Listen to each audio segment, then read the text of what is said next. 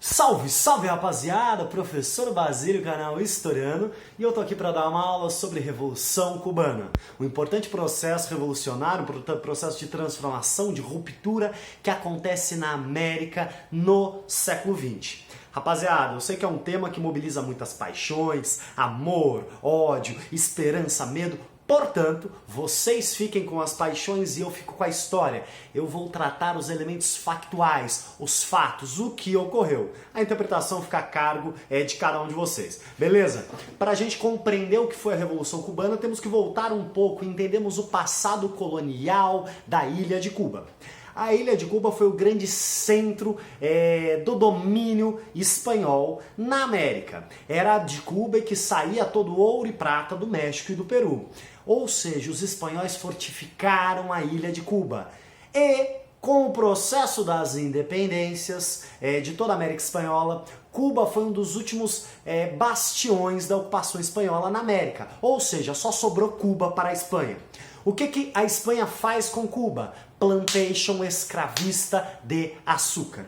Cuba se torna uma das grandes produtoras de açúcar. E o que é a plantation? Latifúndio, monocultura, agroexportação e mão de obra escravista. Cuba é um dos grandes, Havana é um dos grandes portos que recebem escravos na América, junto com o Rio de Janeiro, Salvador e portos também ali nos Estados Unidos. São grandes centros escravistas. Beleza, rapaziada? E quando é que Cuba se torna independente? Cuba é um dos últimos países da América a se tornarem independentes. E também um dos últimos a abolirem a escravidão. Isso só acontece em 1898. Cuba se torna independente com o auxílio dos Estados Unidos. É a Guerra Hispano-Americana. Os americanos lutam contra os espanhóis para garantirem a independência de Cuba. Rapaziada, tá começando um forte imperialismo norte-americano na região da América Central. É o que a gente chama de Big Stick, o grande porrete. Então os Estados Unidos, nas palavras do Roosevelt, o primeiro Roosevelt, ele dizia o seguinte: devemos acariciar e conversar, mas se os nossos interesses não forem atendidos, temos que usar um grande porrete. Grandes intervenções dos Estados Unidos na América Latina. E isso começa primeiramente com Cuba. Então os Estados Unidos auxiliam a independência de Cuba e depois a conta chega.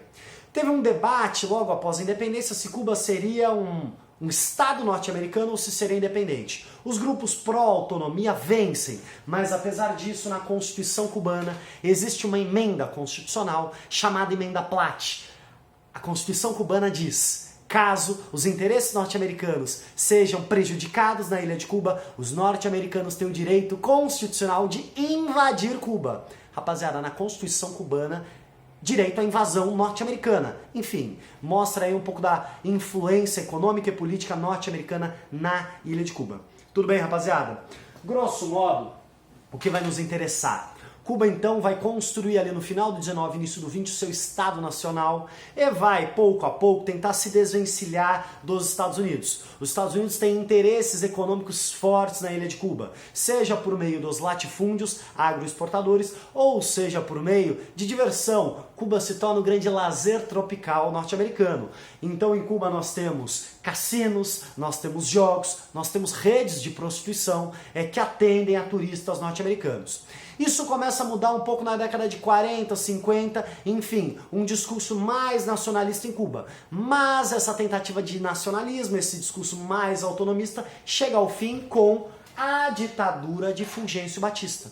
Então temos ali um político que já havia sido presidente de Cuba, que toma o poder, dá um golpe de Estado, toma o poder e instaura uma ditadura. A ditadura de Fulgêncio Batista vai de 1952 até 59.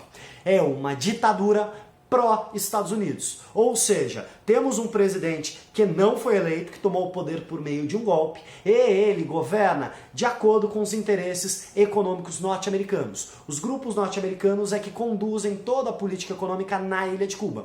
Por outro lado, o ditador reprime duramente qualquer oposição.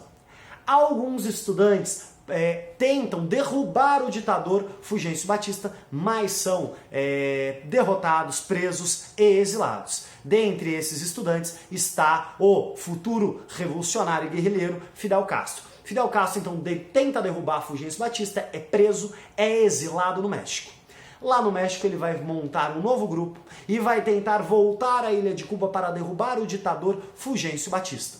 Fidel Castro, junto com um argentino médico, Ernesto Guevara, futuro Che Guevara, e mais alguns homens entram numa lancha, saem do México e vão a Cuba. São recebidos nas praias de Cuba a bala. Fulgêncio Batista se prepara e ataca esses adversários políticos. Tudo bem?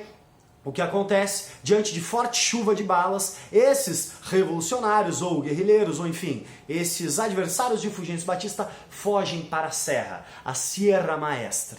E lá na Sierra Maestra, estes homens que vão se intitular guerrilheiros vão buscar, pouco a pouco, construir redes de apoio com camponeses. Então vão buscar apoio de camponeses, e enquanto eles vão construindo uma grande rede de apoio no mundo rural, nas cidades, operários também se articulam contra Fulgêncio Batista. Rapaziada, acontece em Cuba uma guerra de guerrilhas. O que é uma guerra de guerrilha? Incursões rápidas, incursões em pequenos grupos, ataques surpresas. Então, por meio desta guerrilha em Sierra Maestra, liderados por Che Guevara, liderados por Fidel Castro, pouco a pouco esses revolucionários vão fragilizando as bases de sustentação da ditadura Fulgêncio Batista. Então, no dia 31 de dezembro de 1958, Fulgêncio Batista percebe que a perda do poder é iminente, ele foge, ele se exila e estes revolucionários tomam o poder. Tudo bem? Então, em 1959, começa de fato a Revolução Cubana. Este processo é vitorioso. Derruba o ditador Fulgêncio Batista, restaura a Constituição e começa então este governo revolucionário. Aqui é importante. A primeira fase da Revolução Cubana é uma fase nacionalista. Vamos lembrar do contexto do mundo? O mundo inteiro, especialmente a África e a Ásia, estão passando por um processo de descolonização, de afirmação das nacionalidades, estão se contrapondo às potências imperialistas, França, Inglaterra, etc. Cuba é um dos primeiros grandes movimentos disso na América, ou seja, os cubanos querem tomar o controle do seu estado contra os interesses externos norte-americanos. Então, fundamentalmente, em 1959, a Revolução Cubana ela é anti-imperialista, ela é nacionalista. Então, ela ataca os interesses norte-americanos, nacionaliza bancos, nacionaliza empresas, tudo bem? Mas a propriedade privada permanece. Ou seja, a Revolução Cubana não começa socialista, ela começa somente nacionalista. Só que os Estados Unidos, para reagirem a este processo que contraria os seus interesses econômicos, aplicam um embargo à ilha de Cuba. Ou seja, ninguém pode vender ou comprar nada da ilha. Isso começa a sufocar Cuba economicamente. Rapaziada, se já não bastasse isso, no ano de 1961, os Estados Unidos auxiliam alguns cubanos que estão exilados, estão fora de Cuba, auxiliam esses cubanos a voltarem para Cuba e tentar derrubar o regime de Fidel Castro. É a tentativa chamada de invasão da Baía dos Porcos. Fidel Castro consegue se defender desta tentativa de invasão apoiada pelos Estados Unidos, mas de alguma forma percebe que a ilha de Cuba, a segurança de Cuba do processo revolucionário está ameaçada. Portanto, vai precisar pedir ajuda. Pedir ajuda para quem contra os Estados Unidos? Para a União Soviética. Estamos em tempos de Guerra Fria. Estamos em tempos de mundo bipolar entre capitalismo norte-americano e socialismo soviético. Os cubanos então vão lá bater na União Soviética e pedem ajuda. A União Soviética abraça Cuba, vamos falar já as cláusulas deste acordo, mas então começa a segunda parte da Revolução. A Revolução Cubana deixa de ser somente nacionalista e se torna, a partir de 1961, uma revolução socialista, ou seja, fim da propriedade privada na ilha de Cuba. Tudo bem? Por outro lado, a ilha de Cuba fica absolutamente refém dos interesses soviéticos. Cuba não consegue se industrializar. A União Soviética, então, de alguma forma, aplica um imperialismo soviético sobre a ilha de Cuba. Cuba não se industrializa e permanece dependente economicamente dos soviéticos. Os soviéticos fazem uma exigência a mais. Fala, cubanos, vocês estão aí do lado dos Estados Unidos, algumas horas de Miami, vamos colocar umas bombinhas aí, vamos colocar mísseis nucleares. Rapaziada, 1962, crise dos mísseis, o momento mais tenso da Guerra Fria.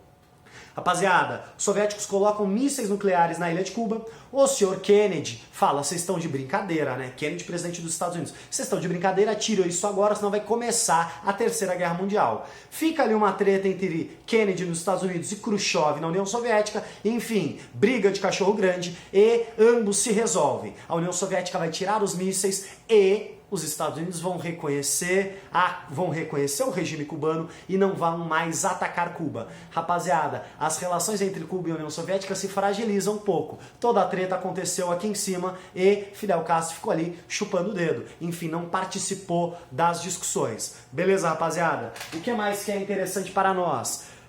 A partir de Cuba, Cuba se torna um referencial para o restante da América de uma luta anti-imperialista, uma luta contra os interesses econômicos norte-americanos. Isso vai expandir um ideal de guerrilhas, vai se expandir por toda a América o ideal de guerra guerrilheira, ou seja, uma guerra de foco guerrilheiro, uma guerra em que determinados grupos armados vão depor regimes pró-Estados Unidos, vão depor regimes ditatoriais. Vamos lembrar, por exemplo, em 1964 começa no Brasil uma ditadura civil-militar. Alguns grupos, então, inspirados em Cuba, vão tentar reagir por meio de armas, por meio de focos guerrilheiros. Beleza, rapaziada?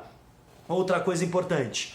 Cuba se torna, para muitos, uma esperança de um lugar de justiça social, um lugar de melhoria de vida. Mas, por outro lado, especialmente depois dessa segunda parte da Revolução, depois dessa Revolução Socialista, progressivamente as liberdades individuais em Cuba começam a retroceder. Então temos um panorama, enfim, contraditório e ambíguo como toda a história. Cuba garante melhorias sociais evidentes, melhorias na saúde, na educação, na alimentação. Por outro lado, as liberdades individuais tão caras ao Ocidente, como liberdade de expressão, como liberdade de organização, como liberdade artística, progressivamente são minadas. É por isso que alguns grupos falam que Cuba vive um regime ditatorial. Sim, mas de alguma forma toda a América vive, na década de 60, um regime ditatorial. A questão é que Cuba é um regime, vamos chamar assim, de ditatorial, apoiado pela União Soviética, enquanto no restante da América temos regimes ditatoriais apoiados pelos Estados Unidos. Tudo bem? Então Cuba se coloca como uma utopia e ao mesmo tempo uma distopia. Uma grande esperança num processo de transformação e melhoria social, mas que para muitas pessoas degringola num regime ditatorial de cerceamento das liberdades. Rapaziada, o que Cuba é hoje? Cuba hoje é um país que, grosso modo, economicamente vive de exportação de cérebros. Cuba tem uma das medicinas mais avançadas do mundo, enfim, tem uma ciência e uma educação avançadíssima, um parâmetro para a América e sobrevive, enfim, dessa exportação de cérebros, porque a economia cubana é, grosso modo, agrícola. Cuba não consegue se industrializar. O regime cubano permanece tal como construído por Fidel Castro, mas progressivamente esse regime está ensaiando um processo de abertura. Só para lembrar, esta utopia das guerrilhas na América na década de 60 e 70 se esvai, especialmente quando o grande líder revolucionário Ernesto Guevara, o Che Guevara, é morto na Bolívia. Tudo bem, rapaziada? Essa é a experiência de Cuba. Então, uma ilha no Caribe questiona o forte e poderoso imperialismo norte-americano e, enfim, com a ajuda deste contexto de Guerra Fria, de bipolaridade no mundo, Cuba consegue se impor como um regime alternativo. Melhor ou pior fica a seu critério. Estou aqui para apresentar os elementos factuais da Revolução Cubana. Eu sou o professor Basílio do canal Historiano. Forte abraço e bom estudo!